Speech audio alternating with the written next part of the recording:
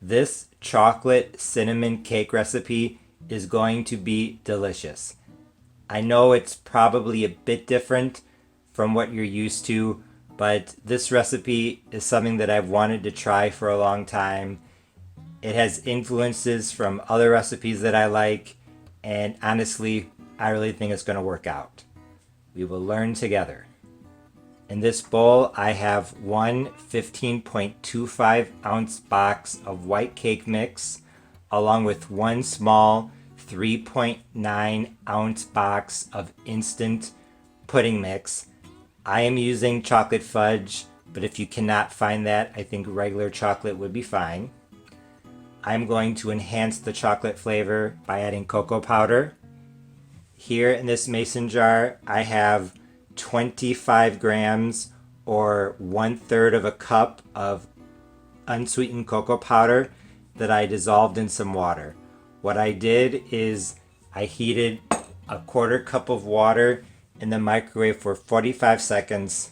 Then I added it to the cocoa powder, stirred to dissolve, realized I needed more, so I heated up another 1/4 cup in the microwave for 45 seconds and added it to the chocolate slurry, and as you can see, now it is totally dissolved.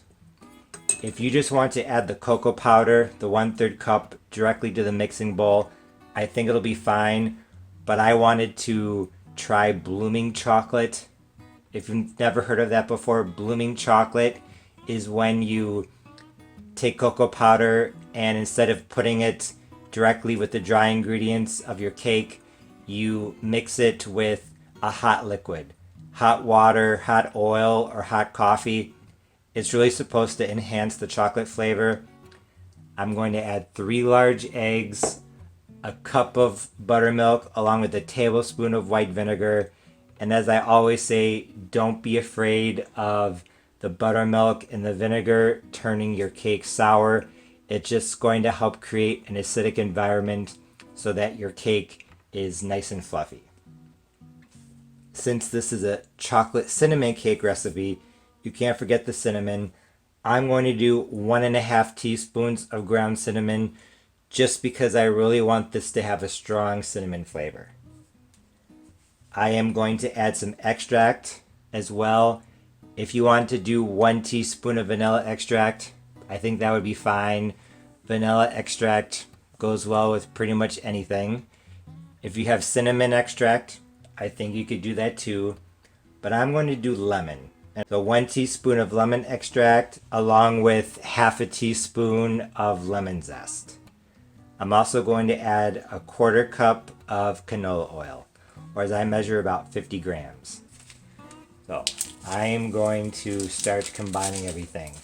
Now that all my ingredients for my chocolate cinnamon cake are in the mixing bowl, so now I am going to beat everything together on medium speed. It usually takes between 30 seconds and 1 minute. While I'm doing this, my oven is preheating to 325 degrees.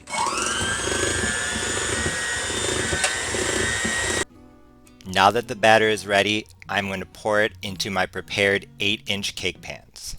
I suggest prepping the pans before you start mixing the ingredients for the batter. If you've seen any of my other videos, you can see that this batter is a lot thicker than the other cakes, even though I added 1 cup of buttermilk plus another 1/2 cup of water. That's because of the cocoa powder. Like I said earlier, cocoa powder and sometimes a lot of spices too, they just soak up the liquid. I just took my cake layers out of the oven. They were in at 325 degrees Fahrenheit for 50 minutes. The cake layers have been out of the oven for about 35 minutes now, so now it's time to take them out of the pans. What I did is I took 2 plates that are wider than the 8-inch cake pans, and I took some plastic wrap and put those on the plates. You could use wax paper or parchment paper as well. Here I have a butter knife, and I'm just going to go around the cake pan like this. trying to dig under the pan under the cake slightly as I turn it. And as you can see, even now it's come away from the edge pretty easily. Maybe here, go over it again.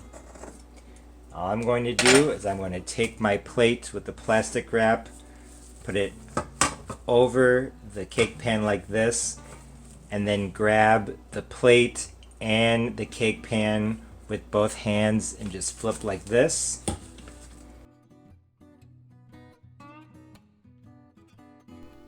Although I think a lot of frostings would work, I decided to use chocolate cream cheese frosting. I already have a recipe for chocolate cream cheese frosting on my channel. I'll try to remember to include a link below. But I did make one small alteration. Instead of 6 tablespoons of unsweetened cocoa powder, I added 4, and I added less water as well. This time, just half of a tablespoon. I wanted something chocolatey, but not too chocolatey because I still wanted the cinnamon to come through. Once I was done frosting this cake, I was very eager to give it a try. I had never heard of cinnamon chocolate cake before, so I was very curious. Honestly, my chocolate cinnamon cake recipe was a great success. When I cut the first slice, I first noticed the very nice color contrast. The lighter, almost milk chocolate-like color of the frosting, and the deeper, darker color of the cake layers. When I tasted it, I was very satisfied. This was definitely a chocolate cake, but not quite as intense as some of the other cakes I have eaten or made. I could definitely taste a hint of cinnamon in the background, but honestly, I didn't really taste the lemon. In order to really taste the lemon, you'd probably have to replace the packet of instant chocolate pudding with lemon pudding or lemon jello, along with increasing the lemon zest to a full teaspoon, if not maybe a little more. Cocoa powder is very strong. If you use a lot of it, it will overpower other flavors, so honestly, I wasn't super surprised that the lemon didn't really come through. Like I said, I could definitely taste the cinnamon, but if you really like cinnamon, you could add more, maybe 2 teaspoons up to 3 teaspoons, which would be a full tablespoon. I really like the frosting. Like I said, I wanted something chocolatey, but not too chocolatey. But looking back, since there was cinnamon in the cake, it would have made sense to have added cinnamon to the frosting as well. I'm thinking maybe half a teaspoon.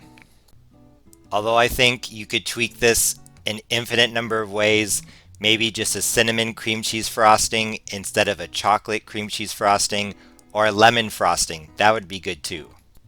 However, if I were to make this again, I would just increase the cinnamon in the cake and add some cinnamon to the frosting.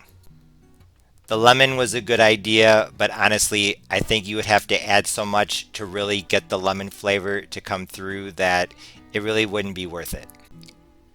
So, if you're looking for something different, something that's one of my creations and that is a product of the Argentine influence in my southern cooking, be sure to give this chocolate cinnamon cake recipe a try. It's been a while since I've made a cake, so if you make this, be sure to let me know. As always, thanks for watching. See you next time.